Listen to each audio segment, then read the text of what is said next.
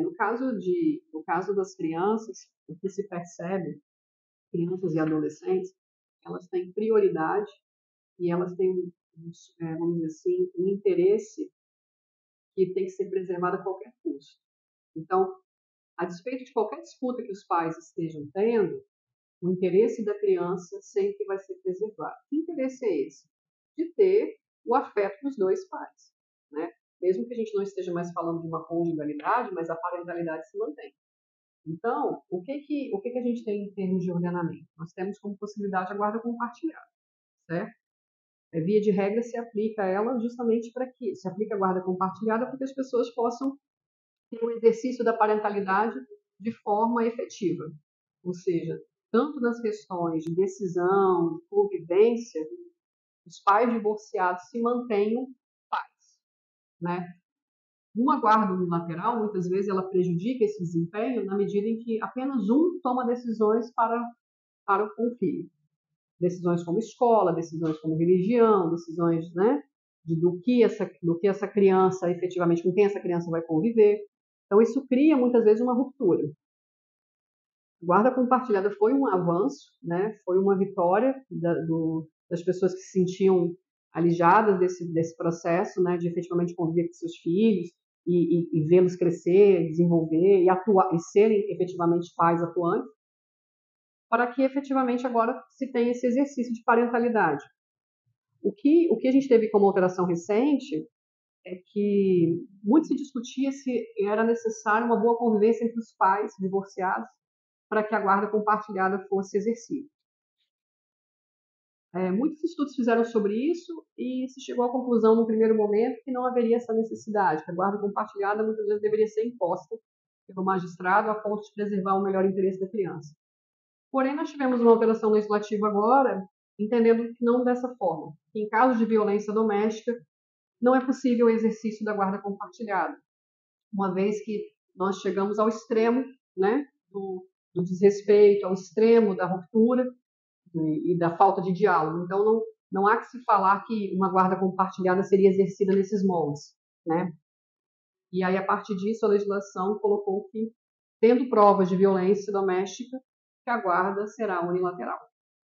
Mas, não sendo este o caso, recomenda-se que seja a guarda compartilhada e que ambos os pais busquem efetivamente exercer a parentalidade com seus filhos, na medida em que possam ter influência sobre eles e também efetivamente ter esse reconhecimento da paternidade ou da maternidade, né? Que é muito importante para o indivíduo. A gente tinha muitos estudos falando sobre a ausência da mãe e a constituição do indivíduo. Hoje nós estamos avançando para outro tipo de estudo, a ausência do pai e a constituição do indivíduo. E se percebe que, de fato, quando uma criança ela tem os seus pais, ambos os pais, ambas figuras que ela reconheça como mãe e pai, e não necessariamente dentro do casamento. Dentro do casamento também pode acontecer com pai e mãe separados. Exato, mas ela reconhece aquela figura como pai e mãe, a despeito do fim da conjugalidade, ela se torna um indivíduo um indivíduo com desenvolvimento melhor, principalmente desenvolvimento psicoafetivo, né? A pessoa se sente mais equilibrada e principalmente menos destemida. A gente chama de inteligência emocional mais constituída, né? Mais consolidada. Isso faz com que nós tenhamos indivíduos, né, que a sociedade espera, né? Pessoas equilibradas, pessoas que tenham autonomia de decisão, pessoas que efetivamente consigam se desenvolver e serem o melhor que elas podem ser. Agora, quando a gente tem uma disputa de pais, né, o patrimônio, alimentos, não raras vezes isso reverbera para com os filhos, ou seja, algum dos pais ou ambos os pais cometem o processo que a gente chama de alienação parental, ou seja, fazer com que o outro seja denegrido para que o filho seja uma arma de guerra, por assim dizer. E isso causa consequências nefastas no desenvolvimento psíquico da criança e do adolescente, e que muitas vezes pode ser de forma irreversível, né? A gente fala de alienação parental, né? Mas a gente também pode estar falando também de abandono afetivo, ou seja, aquele cônjuge, né? Ou aquele pai ou mãe que efetivamente não consegue exercer a sua parentalidade, por muitas vezes desiste dela. E aí, quando ele desiste, ele cria o que a gente chama de abandono afetivo. Se torna um mero provedor, né? Se torna um mero, vamos dizer assim, alguém que provê o sustento, mas não traz afeto, não traz valores, não traz qualquer tipo de convivência. E isso também causa uma série de problemas para que essa criança, esse adolescente se desenvolva como ser humano. Então, a legislação hoje combate tanto uma quanto a outra. Então, o que a gente busca nos nossos processos, nos nossos atendimentos, é chamar o pai e a mãe à razão para que observe o filho nesse contexto. E a partir da perspectiva do filho, tente buscar o que é melhor para essa criança ou para esse adolescente, de modo que a disputa patrimonial fique fora dessa dinâmica e essa criança possa ainda ter pai e mãe como pai e mãe, mesmo que não estejam juntos.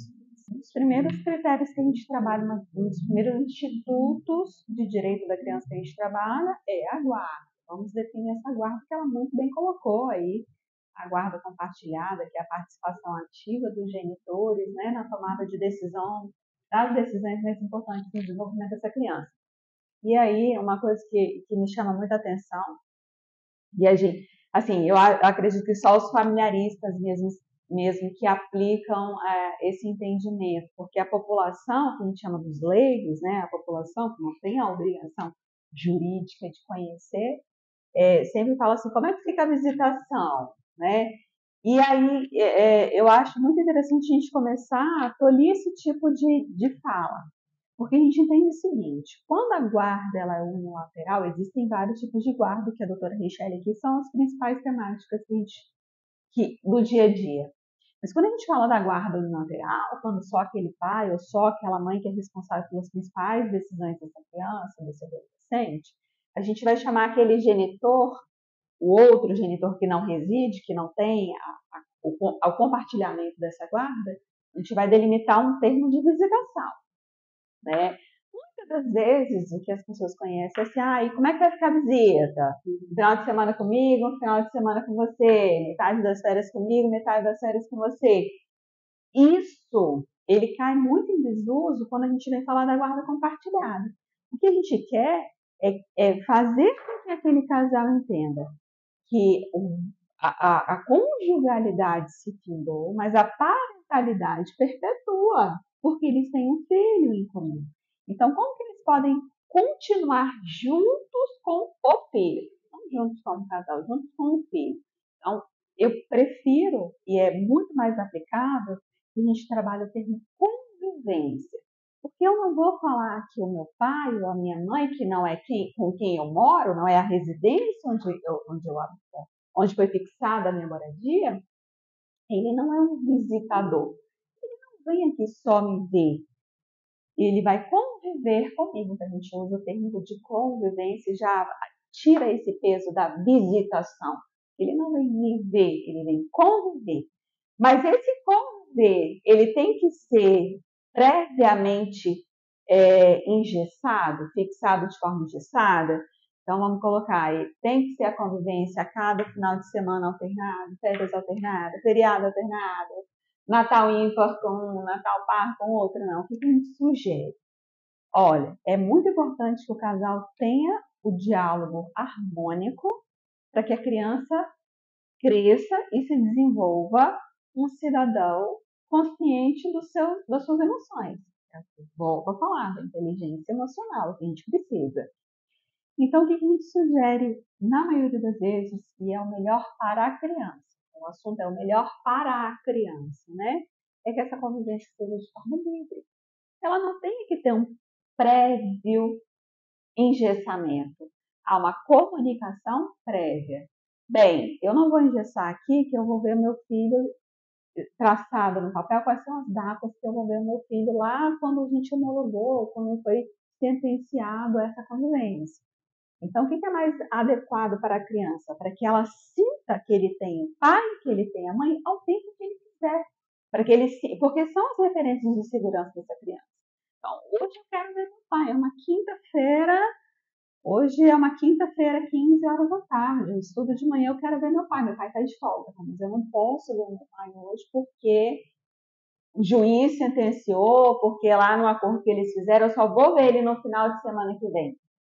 Então, são questões que juridicamente a gente já não concebe mais com bons olhos, por conta da criança. Então, a convivência livre dentro da guarda compartilhada é o que a gente mais sugere, que é o meio para defender justamente o que a gente entende do melhor desenvolvimento dessa criança, desse adolescente.